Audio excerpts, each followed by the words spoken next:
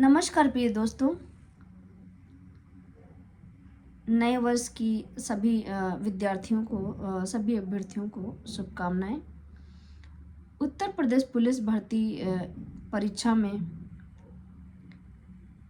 जितने भी लोग अप्लाई कर रहे हैं तो उनके लिए सबसे महत्वपूर्ण पेपर लिखित परीक्षा का है। उसी के लिए हम आपके समक्ष कुछ विस्तृत चर्चा कर रहे हैं। तो सबसे पहले हम आपसे बात करना चाहेंगे कि आप जो भी शिक्षा ग्रहण करें और प्रैक्टिस करें वो दो तरीकों से करें। एक तो मानचित्र आधारित शिक्षा प्रैक्टिस करें, दूसरा प्रीवियस ईयर के जितने भी पेपर हैं उनको आधार मानते हुए कि किन टॉपिक्स पे ज़्यादा प्रश्न पूछे जाते हैं। अगर ऐसा करेंगे तो आप सफलता के काफ़ी नज़दीक पहुंच जाएंगे। अब हम बात करते हैं सबसे पहले हिस्ट्री की। हम सबसे पहले इतिहास से प्रारंभ करते हैं। तो इतिहास में सबसे पहले हम पढ़ेंगे सिंधु घाटी की सभ्यता। सिंधु घाटी की सभ्यता अगर कार्यकाल माना जाए तो 2500 से 1700 ईसा पूर्व माना जाता है। और उस समय की जो व्यवस्था थी वो कौन सी व्यवस्था थी, इसका सबसे पहले ज्ञान खोज की गई 1920 के दशक में। पुरातत्वविदों ने खुदाई करके साक्ष्य ग्रहण किए। हड़प्पा सभ्यता या सिंधु घाटी की सभ्यता 3 चरणों में है: आरंभिक दशा, परिपक्व अवस्था और पतन काल। इनमें सबसे महत्वपूर्ण जो हड़प्पा सभ्यता जो आजकल पंजाब, अब यहाँ पे आपका मानचित्र काम आएगा। और अगर मानचित्र से अगर ऐसे लिख के पढ़ेंगे तो आपको याद रखने में थोड़ा समस्या होगी। और याद भी रहेगा तो अगर जब आप के पास प्रश्न पत्र आएगा तो उसमें आपको अगर आंसर करना होगा तो आपको डाउट रहेगा कि 100% श्योर कौन सा है। तो ऐसे समस्याओं के समाधान के लिए आप सबसे पहले मानचित्र उठाएं। आप वहाँ पे देखें कि हड़प्पा सभ्यता, मोहनजोदड़ो सभ्यता, लोथल, कालीबंगा, रोपड़, बनावली, राखीगढ़ी और धौलावीरा जैसी इन सभ्यताओं को सबसे पहले फाइंड आउट करें मानचित्र में कि किस राज्य में ये सभ्यताएं देखी पाई गई हैं। वहाँ पे जब वो सभ्यता जहाँ पे मिली तो जैसे मोहनजोदड़ो सिंध पाकिस्तान में पाई गई, हड़प्पा सभ्यता जो है पंजाब में है। तो पंजाब का उस समय कैसा था और आज कैसा है, इससे आप रिलेट करेंगे तो आप का मानचित्र जब ज्ञानवर्धन के लिए और मेमोरी को परमानेंट बनाए रखने के लिए बहुत ही हितकारी रहेगा। और आप किसी भी एक बार अगर ऐसे अगर पढ़ाई करते हैं तो फिर आप किसी भी एग्ज़ाम में प्रिपेयर हो जाएंगे, तो आपको ये नहीं लगेगा कि हमें हमारे लिए कोई भी प्रश्न नया है, आपको डाउट भी नहीं रहेगा और आप अपने लॉजिक के साथ में किसी भी प्रश्न के उत्तर को देंगे। अगर आप एक बार नहीं भी आएगा तो भी तर्क आधारित आप प्रश्न का उत्तर दे सकते हैं, क्योंकि आपको ये भी आप सोच पाएंगे कि अगर 4 ऑप्शन होंगे तो उसमें लगेगा अच्छा ये यहाँ पे था, ये यहाँ पे नहीं था, ये यहाँ पे है, तो ऐसा नहीं होगा। अच्छा ये अगर 100% नहीं भी आ रहा है तो भी आप अपना लॉजिक के साथ में अगर आंसर देंगे तो 100% श्योर वो सही होने की संभावना उसकी बढ़ जाएगी। तो ऐसे में मानचित्र आधारित शिक्षा ही प्राप्त करें। इससे ये रहेगा कि आप जो भी टाइम टेकिंग है, लेकिन एक बार अगर उसको हम रीड कर लेते हैं, एक बार समझ लेते हैं, एक बार देख लेते हैं, तो उसमें कुछ शेष नहीं बचता है। फिर हम हमारी परमानेंट मेमोरी में वो फीड हो जाता है। उसको हमको बार बार मेमोरी नहीं करना पड़ता है, बार बार हमको रिवाइज नहीं करना पड़ता है। हमको बस एक बार पढ़ना पड़ेगा, मैप को देखना पड़ेगा, ये स्टेट यहाँ पे है, यहाँ पे ये सभ्यता पाई गई थी और इस सभ्यता में ये चीज़ें हैं, और अच्छा ये राज्य है तो यहाँ पे ये डिस्ट्रिक्ट होंगे और इस राज्य में कितने डिस्ट्रिक्ट हैं और किस डिस्ट्रिक्ट कौन सा डिस्ट्रिक्ट किस एरिया, मतलब वो ईस्ट में है, वेस्ट में है, नॉर्थ में है, साउथ में है, और इसको कौन कौन से स्टेट टच करते हैं और कौन सी सभ्यता यहाँ पे पाई गई थी। तो अगर इतना अच्छा आप अपनी तैयारी करेंगे तो मैं तो ये कहूँगी ना कि आप सिर्फ उत्तर प्रदेश पुलिस ही नहीं, आप कोई भी एग्जामिनेशन में जब भी अप्लाई करेंगे ना तो आप जो आंसर देने का तरीका रहेगा आपका वो बड़ा ही तार्किक रहेगा, और तार्किक रहेगा तो श्योर है कि 100% आपका राइट आंसर होगा। क्योंकि माइनस मार्किंग जहाँ पे होती है वहाँ पे आप तुक्के तो कम ही मारें, क्योंकि अगर आपका लॉजिक काम कर रहा है, अगर आप 75% श्योर हैं कि ये आंसर हम हो सकता है, तभी आप उसको क्लिक करें, अन्यथा ना करें। तो इसके लिए सबसे पहले आप फाइंड आउट करें, पहले मैप लीजिए इंडिया का, और इंडिया में ये देखिए कि जो सभ्यताएं हैं वो कहाँ कहाँ पे खुदाई जिनकी की गई, कहाँ कहाँ पे की गई। अब बात करेंगे कि जो भी सभ्यता, हड़प्पा सभ्यता, मोहनजोदड़ो सभ्यता और जो भी सभ्यताएं हमने बोला, अगर आप लिखना भी चाहेंगे तो हम आपको बता देंगे। तो सबसे पहले उनकी विशेषता क्या थी, सिंधु घाटी सभ्यता की विशेषता क्या थी।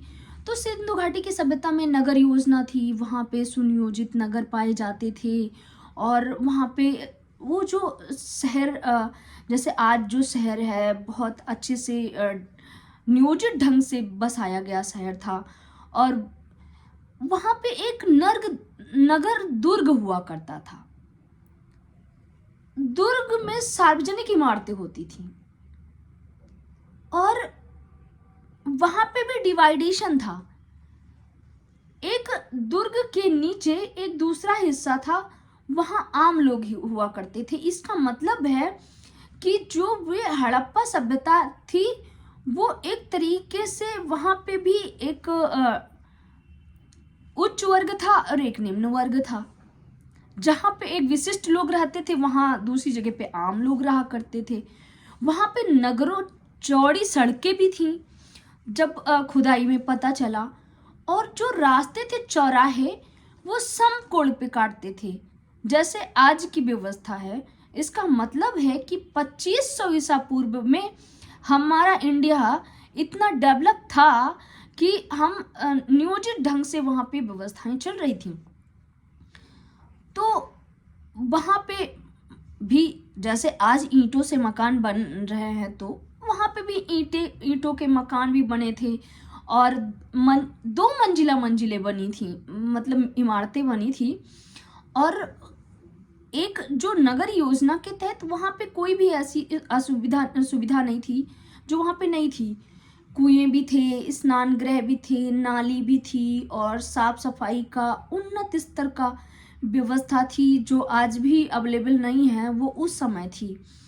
तो खड़ंजे भी थे, सड़कें भी थीं और एक अनेक खंभों वाला जो विशाल हॉल था उसको एक तरीके से मीटिंग हॉल कह सकते हैं कि वहाँ पे ऐसा होता होगा कि उस एरिया के लोग कभी अगर बैठ के न्याय किया करते होंगे। तो ऐसी व्यवस्था थी। स्नान गृह जो बहुत ही प्रसिद्ध है, जो 180 फुट लंबा और 108 फुट चौड़ा था, इतना बड़ा विशालकाय स्नान गृह था। और इससे ये प्रतीत होता है कि हड़प्पा सभ्यता या सिंधु घाटी की सभ्यता अपने आप में बहुत ऊंचा स्थान रखती है। वहाँ पे अनाज के भंडार भी हुआ करते थे।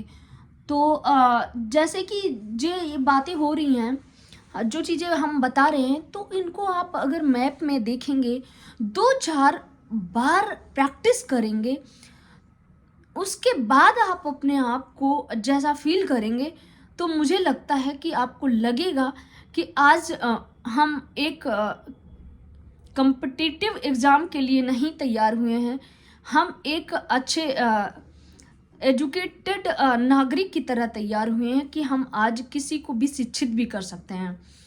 तो ऐसे में जो भी वहाँ की व्यवस्था थी, वहाँ पे कृषि और पशुपालन और दस्तकारी व्यापार और वाणिज्य में क्या व्यवस्था थी, और वहाँ पे जो फसलें पाई जाती थी वहाँ पे तो वहाँ गेहूँ थी, जौ थी, राई थी, तिल और मटर थी।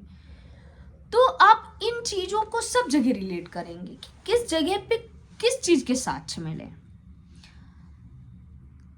जैसे जैसे रत्न हैं, शिल्पकार हैं, बढ़ाई हैं, और वहाँ पे संस्कृति क्या थी, वहाँ पे जैसे आज हमारे लिए बहुत सारी देवी देवताओं की पूजा होती है, 36 करोड़ देवी देवता माने जाते हैं, लेकिन वहाँ पे हड़प्पा वासियों के द्वारा मात्र देवियों की से पूजा की जाती थी और वो मिट्टी की बनी हुआ करती थी। और मोहनजोदड़ो में भी एक पुरुष देवता की पूजा का उल्लेख मिलता है और जिसे शिव या पशुपति का आदि रूप कहा जा सकता है।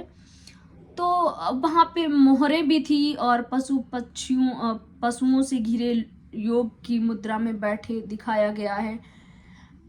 तो अब वहाँ पे क्या क्या पढ़ना है आपको देखना पड़ेगा, और हम आपको लिखाते भी रहेंगे बीच बीच में, जैसा हम उचित समझेंगे, जैसा आपकी डिमांड होगी। देखिए, अगर आप रिस्पॉन्स अच्छा देंगे तो हम चाहेंगे कि हम भी अपना मन लगा के आपको अच्छी तरीके से प्रिपेयर करें, ताकि सिर्फ आप उत्तर प्रदेश पुलिस के लिए प्रिपेयर ना हो, आप किसी भी परीक्षा के लिए योग्य हो जाएं। सिर्फ परीक्षा ही के लिए एक आप शिक्षक भी बन जाएं, क्योंकि देखिए, भले ही आप जाके क्षेत्र में किसी को शिक्षित नहीं करेंगे, पर आप अगली पीढ़ी को इतना नॉलेज रखें ताकि आप अगली पीढ़ी को कुछ ज्ञान दे पाएं। तो ज्ञान तो तभी दे पाएंगे जब आपके पास ज्ञान होगा। तो ज्ञान के लिए सबसे पहले आप और YouTube से तो बहुत कम पढ़ें, जहाँ तक हो सके पुस्तकें आप लीजिए और उन पुस्तकों के माध्यम से उस मैप को फिल कीजिए, और एक हो सके तो एक एटलस ले लीजिए और मैप, खाली मैप भी ले लीजिए, और हिस्ट्री, जियोग्राफी और कॉन्स्टिट्यूशन और इकोनॉमिक्स, ये 4 बुक्स जो है आप किसी भी राइटर की लेके एक बार रीड कीजिए। जैसे मैं कॉन्स्टिट्यूशन की अगर बात करना चाहूँगी तो संविधान को आप एक बार जितने भी स्टार्टिंग से लेकर एंड तक पढ़िए, नहीं आपको पढ़ना नहीं है, क्योंकि कॉन्स्टिट्यूशन बहुत बड़ा है। कॉन्स्टिट्यूशन में क्या करना है, आपको फाइंड आउट करना है सबसे पहले ये देखना है कि अगर हमारा जो संविधान है, अनुच्छेद 1 में क्या है, अनुच्छेद भाग 1 में क्या है, भाग 2 में क्या है, भाग 3 में क्या है, भाग 4 में क्या है, और ये भाग जितने 22 हैं बने हुए थे जब स्टार्टिंग में था, और आज 20 भाग हैं। तो ये जो भाग हैं, तो इसमें कौन से भाग में क्या दिया गया है, आप इसको भी एक डायरी में 22 पेज लीजिए और एक भाग को एक में लिखिए। और जब एक भाग को एक में लिखेंगे तो उसमें ये पाएंगे कि एक भाग के जो डिटेल को हम उस पेज पे लिख लेंगे। तो इससे क्या होगा कि ओवरऑल कॉन्स्टिट्यूशन आपका 5 डे या 10 डे में प्रिपेयर हो जाएगा कांस्टेबल की तैयारी के लिए। उत्तर प्रदेश पुलिस परीक्षा में बैठने के लिए आपको 5 या 6 दिन में आपका कॉन्स्टिट्यूशन रेडी हो जाएगा। लेकिन इसके लिए एक तरीका है, आप उस तरीके से पढ़ेंगे तो आप जो प्रश्न का आंसर करेंगे वो भी कहीं ना कहीं 100% सही होने की स्थिति में होगा। और एक चीज़ ये भी है कि जैसे अगर आपने वन लाइनर को पढ़ा तो वन लाइनर से क्या होता है कि हम रटते हैं, और जब रटते हैं तो रटने में आपने देखा होगा कि हमारी मेमोरी से चीज़ें निकल जाया करती हैं।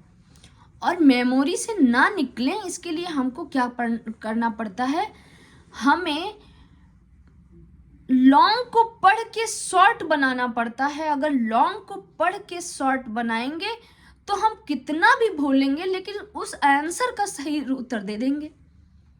और लेकिन जब शॉर्ट पढ़ के शॉर्ट का आंसर देंगे तो ये संभावना होगी कि हम भूल जाएंगे। तो आप हिस्ट्री की जो बात हमने की आज, तो इतिहास तो हमने बात की है सिंधु घाटी सभ्यता की, तो लगभग जो चीज़ें हमने अभी तक बताई है, जितनी भी सभ्यताएं, आप उनको नोट किए हों तो नोट कर लीजिए, नहीं तो आप किसी भी पुस्तक में अगर देखेंगे तो उसमें लिखा होगा और उनको मैप में फिल कीजिए। उसी प्रकार आप 3-4 रजिस्टर रेडी कर लीजिए।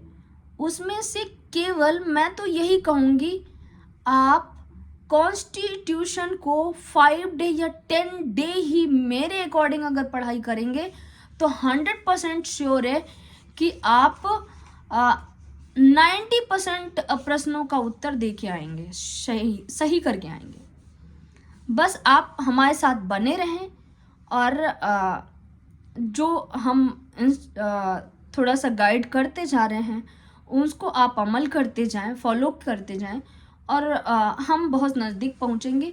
क्योंकि ज्योग्राफी की बात भी हम करना चाहेंगे, लेकिन आप थोड़ा सा अगर बर्डन देंगे तभी आप थोड़ा आगे बढ़ेंगे, क्योंकि एक साथ में हम सारी चीज़ें बता देंगे तो आपको भी बहुत सारी चीज़ें स्लिप हो जाएंगी। तो आप वन लाइनर ना पढ़ें, जो भी बुक्स आ रही हैं मार्केट में उनसे थोड़ा सा बचें, क्योंकि वन लाइनर में आप आंसर सही संभावना कम हो जाती है। क्योंकि रटने की आदत जब भी होती है तो रटने में मेमोरी ज़्यादा देर याद नहीं रख पाती है। तो आज के लिए बहुत बहुत धन्यवाद, फिर मिलेंगे किसी भी समय, और अगर आप चाहेंगे तो प्रतिदिन भी मिल सकते हैं, लेकिन कभी कभी होता है कि शेड्यूल बिजी रहता है तो फिर हम आपसे नहीं जुड़ पाते हैं। लेकिन ये बिल्कुल भी नहीं है कि हम आपसे नहीं जुड़ेंगे, लेकिन बस आप मेरा सहयोग ये करें कि मैं जैसे आपको गाइड कर रही हूँ आप वैसे पढ़ें, और आप देखेंगे पाएंगे कि सभी परीक्षाओं के लिए आप प्रिपेयर हो जाएंगे। आप PCS का एग्ज़ाम देंगे वहाँ पे भी आप 100% दे के आएंगे। 100% तो मतलब कहने का मतलब है, अगर आप 80% भी प्रश्नों का उत्तर दे के आते हैं तो ये आपको सफलता के बहुत नज़दीक लेके जाता है, क्योंकि जीएस में अगर 80% 85% आते हैं तो दैट्स इट। और उसके बाद में आपके पास मैथ है और हिंदी है और पुलिस एप्टीट्यूड है, जिसमें स्कोर 100% बनाने की ज़रूरत है। तो आप ऐसे थोड़ा सा आप हमारा सहयोग करें और मैं आपके साथ में हमेशा हूँ। और जो भी डाउट हो, जो भी लगे कि आपको समझ में नहीं आ रहा है, मैप फिल करने में दिक्कत आ रही है, और वो आप मैसेज करेंगे, हम आपको रिप्लाई देंगे। अगर आप को रिप्लाई देने से सेटिस्फाई नहीं होंगे तो हम कोशिश करेंगे कि नेक्स्ट वीडियो में हम आपको उस प्रॉब्लम से सेटिस्फाई करें। Okay, thank you so much sir.